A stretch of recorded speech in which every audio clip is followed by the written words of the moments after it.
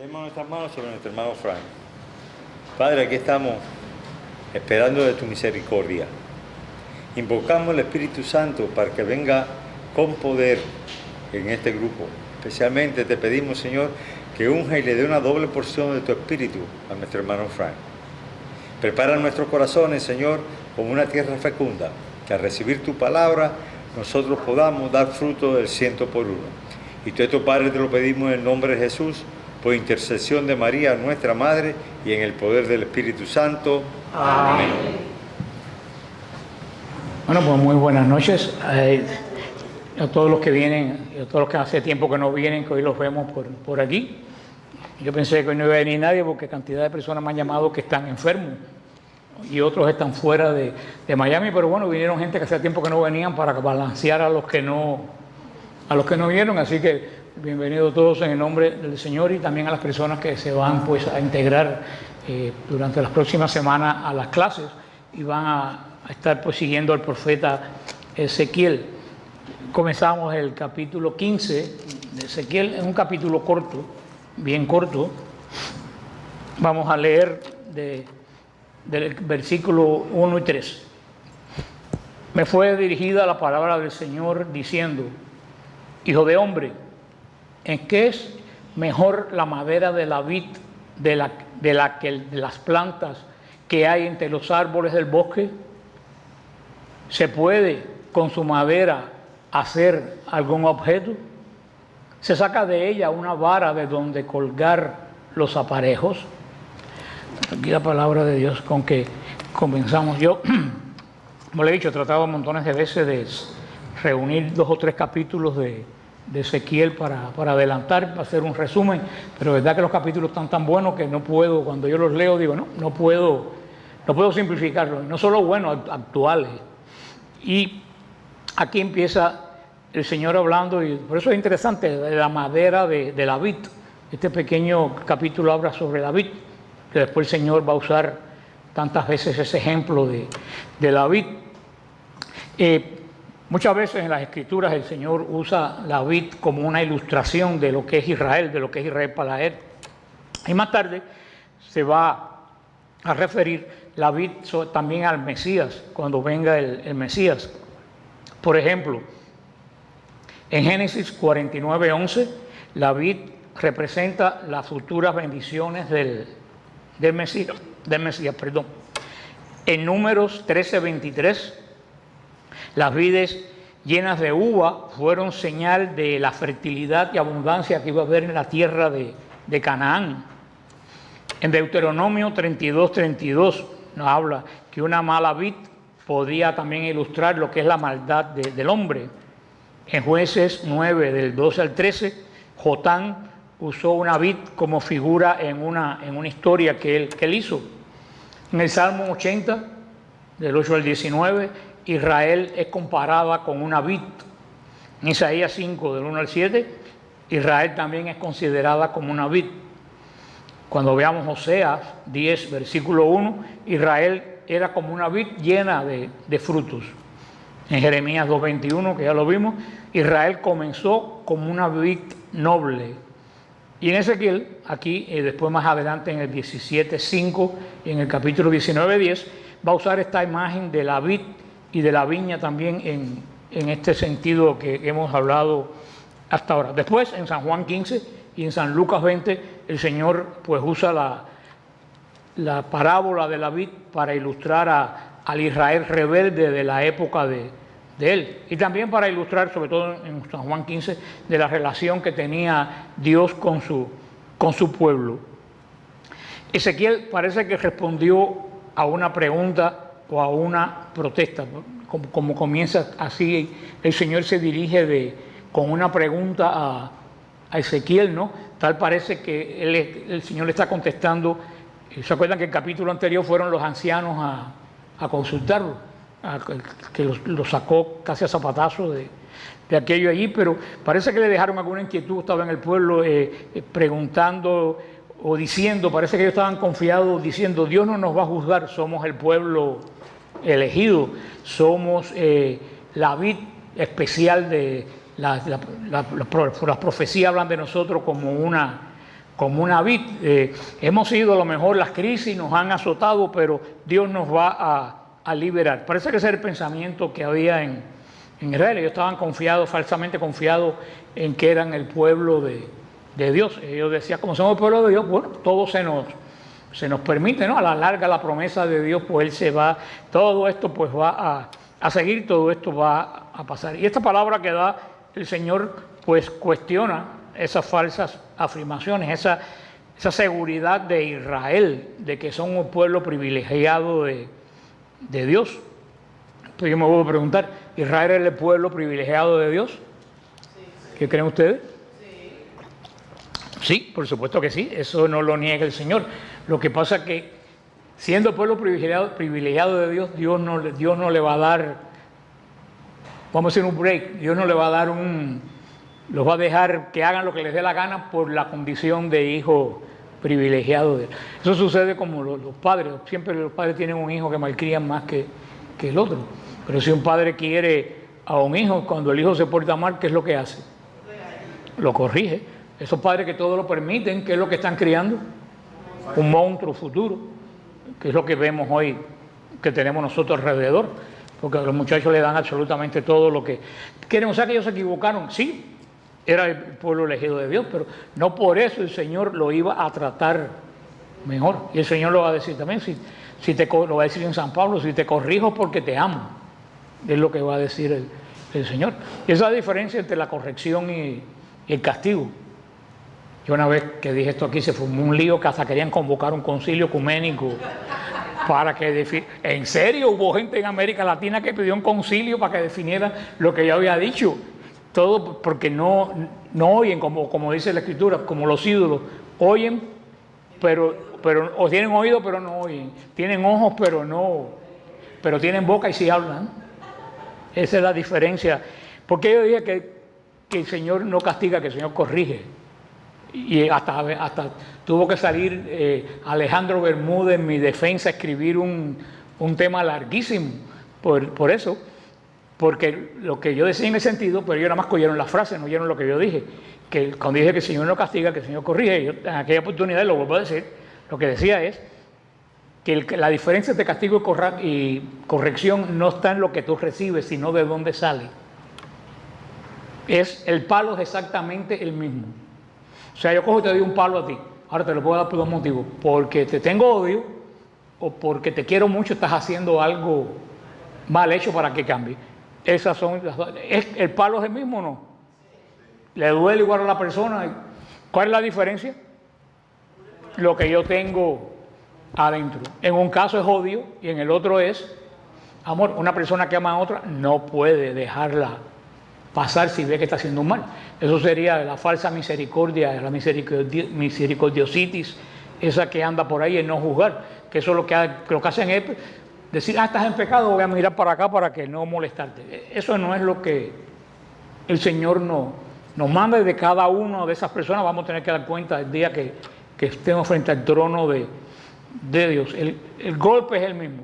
Lo único que yo decía, que en Dios puede haber odio. No. ¿Qué es lo que hay en Dios? Amor de Padre. Luego entonces, de parte de Dios no es castigo. ¿Qué cosa es?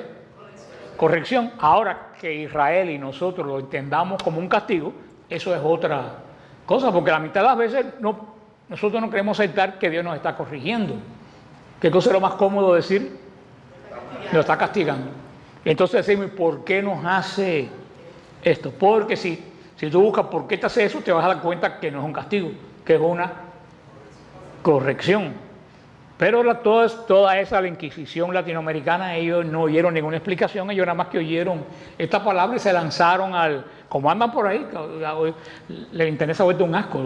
Los católicos lo único que hacen es descalificarse unos a otros y andan en una perrera que es una vergüenza lo que hay en las redes, haciéndose llamar por apologistas, y lo que están haciendo solamente es fajarse uno con otro a ver quién tiene más like. Yo le decía, eso es una prostitución espiritual. Eso es una prostitución espiritual. Como dijo el Papa un día, que los que predican por tener solamente estima y eso es prostitución espiritual. Es como si le pagara a una prostituta. Ya lo que está haciendo no lo está haciendo por amor, lo está haciendo para cobrar En este caso, cobrar ¿qué cosa? Fue a fama, estima, decir, mira fulano, cuántos debates ha ganado. Eso es lo que es. Pero lo que pasa aquí con esto que estamos pues hablando de Israel es precisamente eso que estamos diciendo sobre el juzgar y la corrección y el castigo. Por eso esta palabra que da Dios cuestiona esta falsa seguridad de Israel. Precisamente por ser Israel el pueblo predilecto de Dios y porque Dios ama a su pueblo, Él va a recibir más castigo que los demás. Precisamente por eso, porque el Señor esperaba de ellos, ¿qué cosa? Una mejor actuación con todo lo que le dio. Al no responder, y como el Señor lo sigue amando, porque el Señor no cambia su forma de ser, porque no está en su naturaleza, ¿cuál es la reacción del Señor ante eso? ¿El odio y el castigo? No, la corrección. El castigo no tiene ningún mensaje. El castigo solamente es para que te duela. Se acabó ya. Estoy tan bravo que lo que quiero es que te duela bastante. Eso es el castigo. La corrección lleva un mensaje. La corrección quiere decir, si no cambias, te voy a dar uno más grande todavía que el que te acabo de dar. Pero eso lleva un mensaje de conversión, un mensaje de cambio. Es lo que mucha gente, que no sé si es que será, que sus cabecitas no le alcanza para llegar a eso, que no acaban de entender. Y ese es el gran problema. Mientras el Señor da más gracia, más le exige a la persona que se la da. Así que agárrense la peluca. Mientras el Señor más gracia le da a la persona, más le va a exigir. Ahora la solución es, bueno, yo no quiero las gracias para que no me exija, porque eso también es castigado por el Señor. Pero Israel y la iglesia, el Señor le ha dado tantas gracias que más le va a exigir, y lo dijo el Señor a Cafarnaúm. ¿Se acuerda cuando le dijo a Cafarnaúm? Si Betsaida y Corazín hubieran visto los milagros que tuviste, se hubieran convertido todo. Le digo, por eso le dijo a Cafarnaúm, tu culpa es más grande. Porque la culpa de Cafarnaúm era más grande, porque había visto todos los milagros de Cristo y cambió. No. Por eso Cafarnaúm, Betsaida y Corazín corrieron la misma suerte. Las tres ciudades, ninguna existe hoy. Lo que hay es ruinas únicamente de las tres. Y el Señor comienza con esta pregunta: ¿qué es la madera de la vid más que cualquier otra madera? ¿Qué quiere decir? ¿Qué tiene la madera de la vid que sea mejor que las otras maderas? Israel, de que está orgulloso de ser la viña del Señor. Y el Señor dice, bueno, tú estás tan orgulloso, ¿para qué sirve la madera de la vid? Y el Señor le quiere decir, si una vid tiene uvas, entonces la vid vale. Pero si la vid no tiene uva, ¿para qué sirve? La madera de la vid no tiene ningún valor si no da fruto. La madera de la vid no se puede usar absolutamente para nada. No se puede quemar porque no tiene buena combustión. Hay que poner muchísima para que haga combustión. No se puede usar para hacer muebles ni para reparar una silla. No tiene ningún uso porque es muy débil y muy porosa. O sea que la madera de la vid no sirve absolutamente para nada. ¿Cuál es el valor de la vid? La uva. Y el Señor le dice a Israel, sí, tú eres mi viña, pero ¿qué es lo que la gente va a buscar en la viña? No va a buscar la madera, va a buscar la viña. Y si yo busco en ustedes el valor de ustedes, que es los frutos, y no lo encuentro, ¿de qué sirven ustedes? Absolutamente para nada. Que es lo que el Señor después, varios siglos después, va a decir en la parábola del viñador, que el ramo este que sale, no sé cómo se llama, de la cepa de la vid, cuando se seca o no da fruto, lo único que sirve es para quemarlo y echarlo al fuego, porque no sirve absolutamente. O sea, el Señor está diciendo, no estén ustedes muy tranquilos, porque el valor que tienen ustedes no está en ustedes mismos, está en ¿qué? En los frutos que van a dar. Y el Señor se lo dice, hasta ahora ustedes no han dado ningún fruto. En la historia, hasta ese momento, Israel no había dado absolutamente ningún fruto que se pueda alabar. ¿Qué se puede alabar de Israel hasta ahora? Desde que estamos viendo, desde los patriarcas hasta ahora, ¿qué se puede alabar? No hay nada. Mientras más Dios le daba, ¿qué es lo que hacían ellos? Más exigían. Lo único más que se puede alabar es el cruce del Mar Rojo, cuando ellos cruzaron, pero en cuanto llegaron al otro lado, ¿qué fue lo que hicieron? Empezar a protestar. Queremos virar para atrás, aquí nos vamos a perder. O sea que los frutos de Israel hasta ese momento habían sido básicamente nulos. Es interesante, ya en esta parte de Ezequiel 15 se empieza a hablar no solo de la vid, como han hablado anteriormente en el Génesis y eso, sino del fruto de la vid. Este es un cambio tremendo en Ezequiel, un cambio de la historia, lo cambia del pueblo en sí. ¿Para qué cosa? Para los frutos del pueblo. Hasta ahora se hablaba de Israel como una viña, la viña, la viña, la viña. Ahora, a partir de aquí, no se va a hablar de Israel como la viña, se va a hablar de Israel como el fruto de la viña, porque una viña estéril no sirve absolutamente, no hay nada más inservible que una viña estéril, que una viña que no tenga fruto. Y es lo que dice el Señor. ¿Qué van a hacer? Van a tomar la madera para hacer una obra, van a tomar la madera como herramienta. Dice el Señor, los árboles del bosque se pueden utilizar, la madera del bosque se puede utilizar para hacer techos, para hacer paredes, para hacer muebles, para hacer arados, pero ustedes, si no dan fruto, no sirven para nada. ¿Y quiere decir el Señor? Hasta ahora ustedes no han dado fruto. Y ustedes no saben de viña porque solamente se toman el vino, nunca han cultivado. Pero cuando una vid no da fruto, ¿qué es lo que se hace? Se poda. No se corta, se poda. Se le cortan porque el problema no está en el tronco de la vid. El tronco de la vid lo único que hace es que manda para todos los sarmientos, manda la savia, es lo que manda. Por eso que ellos cortan todo y dejan solamente el tronco, porque al año siguiente ese tronco vuelve de nuevo a echar los sarmientos. Pero cuando la vid no está dando sarmientos, lo que se la poda enseguida, se la corta. Y lo que el Señor les está haciendo ver. Por supuesto que a la vid no le duele, que por lo menos no sabemos que le duela, que le corten la... Pero imagínate que a la vid le doliera que le cortaran los sarmientos. O sea, no está dando fruto, ¿qué es lo que vamos a hacer?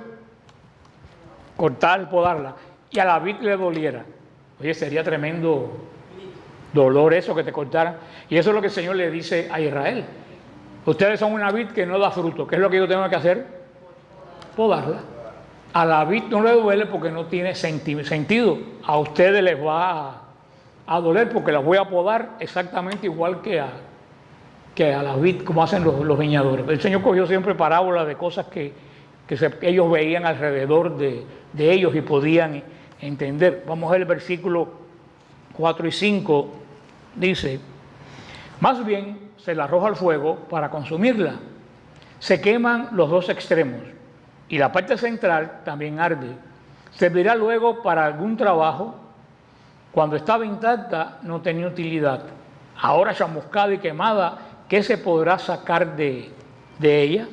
Que el Señor le dice, parece que en ese momento pues quemaban la viña completa. Hoy en día en Europa no queman la cepa completa, nada más que queman los sarmientos. Y en la época de Jesús también quemaban los sarmientos, porque el Señor dice, ¿para qué sirve? Yo soy el tronco y ustedes los sarmientos. Si no dan fruto, los corto. O sea, Jesús no se va a quemar él, pero parece que todavía en esa época no estaba muy preparado el cultivo de la vid. Parece que quemaban la planta entera. Parece que después cuando descubrieron que el tocón de la vid siempre retoña. Este es el único uso que tiene la madera y la vid cuando no funciona. Quemarla en el caso de se quiere sembrar otra, en el caso de la época de Jesús, esperar que vuelva a echar sarmientos. Y el Señor se lo dice: si cuando tú estabas entera no servía para nada, ¿para qué va a servir ahora que no tiene sarmientos? Ahora sirve menos que antes. Algo notoriamente inútil. No sirve ni para colgar una olla de una de sus ramas porque se parte. Aquí Ezequiel toma esta figura tradicional mesiánica que va a señalar el carácter fuerte de Israel como depositario de Dios, pero que ese mismo favor que Dios le hace a Israel se vuelve contra Israel. ¿Cuándo se vuelve contra Israel? Cuando no da frutos. Y así le pasa a la iglesia. Por eso nosotros no podemos tener la falsa confianza que tenía Israel. No, tenemos la promesa de que las puertas del infierno no prevalecerán. no van a prevalecer, como Israel nunca dejó de ser el pueblo de Dios. Pero ¿cuántos palos les dio? ¿Y cuántos sufrieron? Muchísimo. Si mucho se le ha dado a la iglesia, mucho se le va a pedir a la iglesia. A nosotros nos van a pedir más que a los testigos de Jehová y que a los pentecostales y que a los demás. Porque a nosotros nos han dado lo que a ellos no le han dado. O sea que la cuenta que le van a pedir a la iglesia desde de arriba hasta el de abajo, desde el papa que anda por ahí trotando hasta el último monaguillo que hace la misa mal hecha, el Señor le va a dar palo. Porque todos somos parte de la misma viña. En la viña no hay una viña mejor. ¿La viña es buena o es mala? Punto. No hay más ninguno que esto. Y eso es lo que el Señor ya empieza a dar este sentimiento pues mesiánico al pueblo de Israel, como el Señor después lo va a manifestar. Lo mismo que todo le ha dado a ustedes, para ustedes en vez de ser bendición, va a ser un problema. El Señor en qué parábola lo va a presentar bien claro. Al que le da muchos talentos, ¿qué hizo a que fructificó mucho el talento? Le dio más. Y al que lo guardó para que no se le perdiera, se lo quitó. Ahí es cuando Jesús explica perfectamente, el Señor nos ha dado a la iglesia montones de talentos. Pero viene la pregunta, ¿cómo lo estamos utilizando? O sea, nos van a podar, olvídate que nos van a podar, nos están podando ya y bien podado. Vamos a ver los versículos 6 y 7. Y dice así: por tanto, esto dice el Señor Dios, como madera de vid tomada entre los árboles del bosque y arrojada al fuego para consumirse, así he arrojado a los que habitan en Jerusalén. El Señor lo dice, el Señor lo deja bien claro. Jerusalén era como la madera de vid entre los árboles del bosque. Los árboles del bosque dan fruto. La madera de la vid no da fruto. Eso era Jerusalén. ¿Y qué pasó con Jerusalén? ¿Qué hacía con la madera que no daba fruto? Se quemaba. Dice, quemé a Jerusalén, como de verdad la quemaron. Los babilonios la arrasaron y después los romanos la quemaron como si de verdad fueran pues sarmientos de vid que no sirve. El Señor es el que arroja la leña al fuego. Es el mismo Señor que le dio tantas gracias, es el mismo Señor que le va a prender candela. ¿Por qué? Porque no usaron bien los talentos que el Señor les dio. Más bien no lo usaron en servicio propio. Los sacerdotes del templo, la clase alta, la clase sacerdotal, todos utilizaron los talentos que Dios les dio a Israel, no para hacer crecer al pueblo como pueblo de Dios, sino para su propio provecho.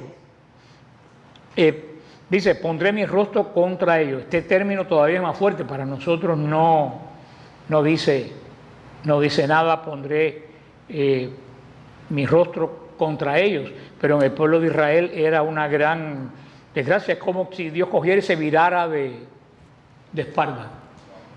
Eso lo vieron todavía en esos programas que ponen de policía y eso, que son casos reales, de uno de los Amish que mató a otro, porque parece que no, pero hay cantidad de crímenes entre los Amish.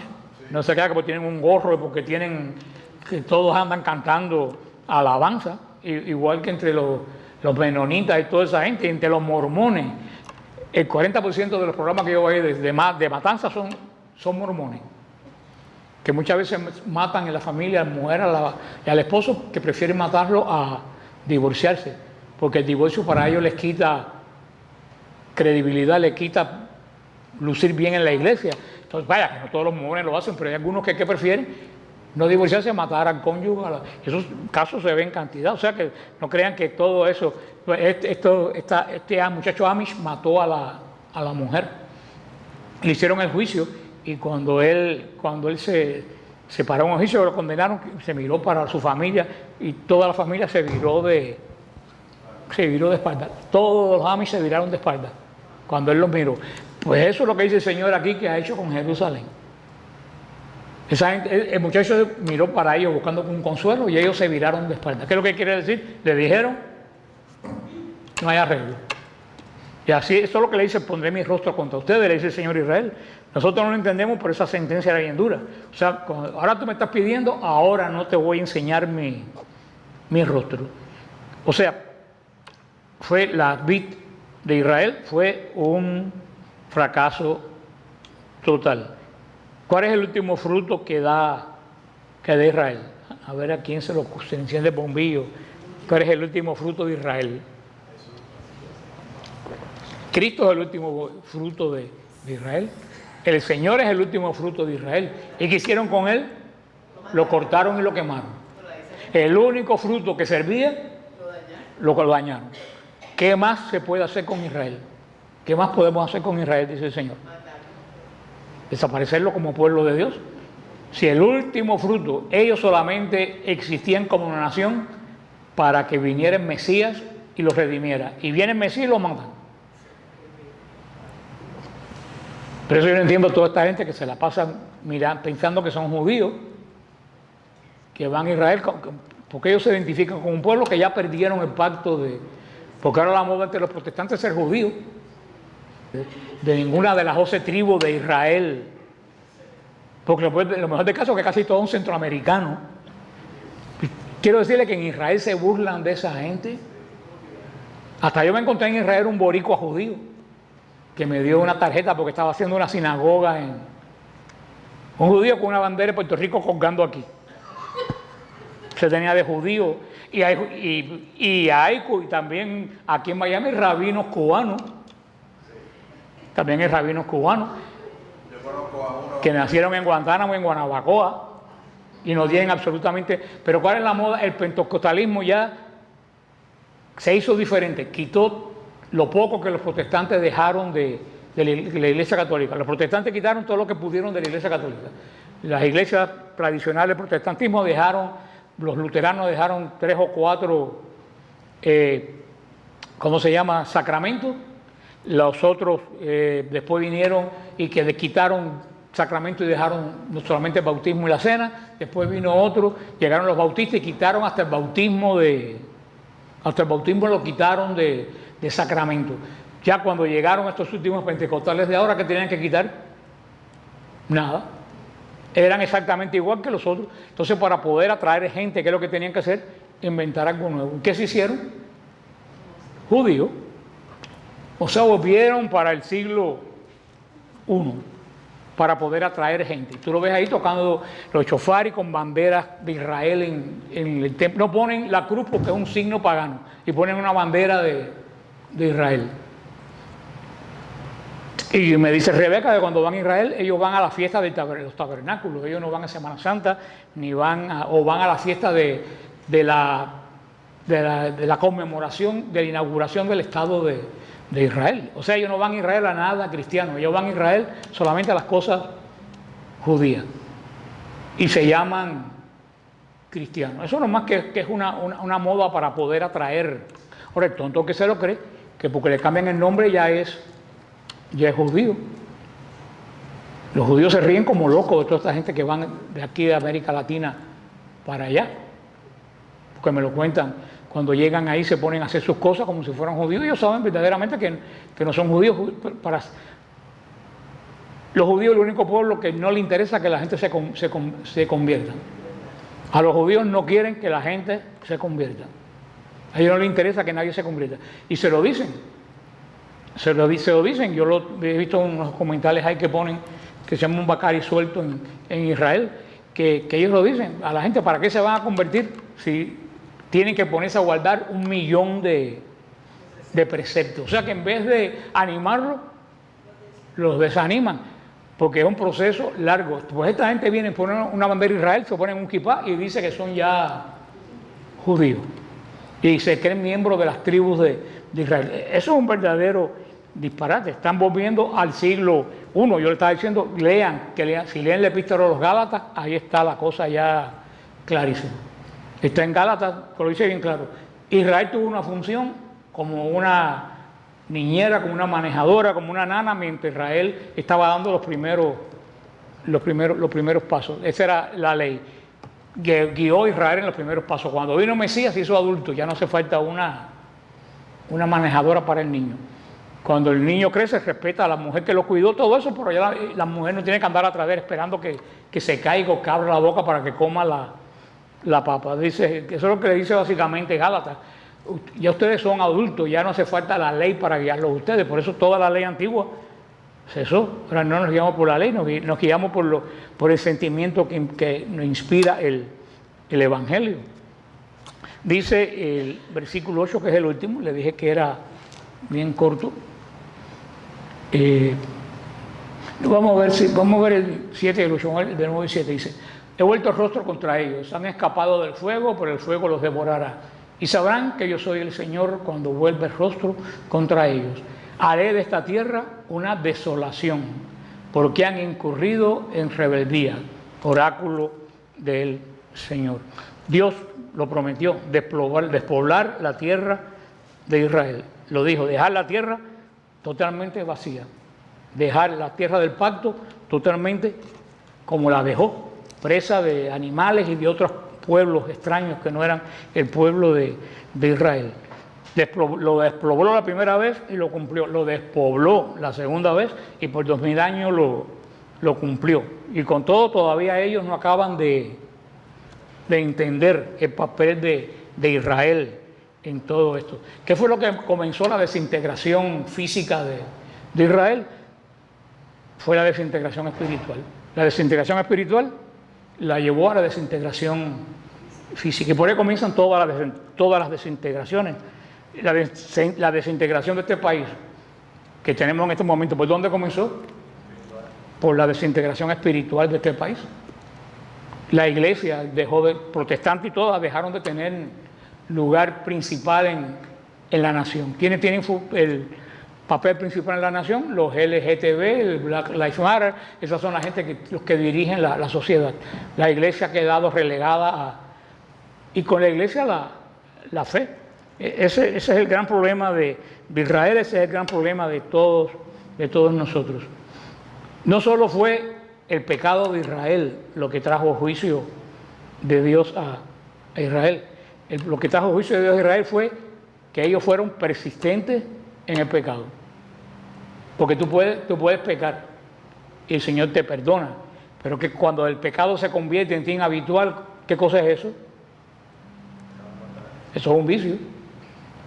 Un pecado tú lo puedes cometer y te arrepientes, el Señor te perdona. Pero si ese pecado contigo es continuamente, ya tú tienes un problema con esa área de tu vida.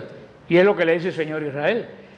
No fue que tú pecaste una vez, el problema es que tú has hecho del pecado una institución. Tú en vez de adorarme a mí, lo que haces continuamente, ¿qué cosa es? Idolatría, idolatría, idolatría, idolatría. O sea, no idolatraron una vez, se hicieron idólatras. O sea, que ese es el gran problema. ¿No? El gran problema no es el pecado, el problema es la persistencia en el pecado. Ahí es donde viene el problema, que es cuando ya la persona dice, bueno, yo tengo un problema en un área de mi vida, tengo que resolver a ver qué tengo yo en esa, cómo solucionar. Porque cuando el pecado se vuelve algo habitual, ya para ti eso no tiene ningún tipo de... Te dicen, no, sí, total, eso es como cualquier otra cosa, y de ahí se suma otro pecado. O sea, como yo le decía a alguien una vez, el problema no es pecar, el problema es saber levantarte después que peca. Porque el que continuamente está en lo mismo no se levanta. Y el problema es que el Señor sabe que vamos a pecar, porque si el Señor no supiera que fuéramos a pecar, no hubiera dejado la confesión. El bautismo es una sola vez y se acabó, ya no hay más ninguno.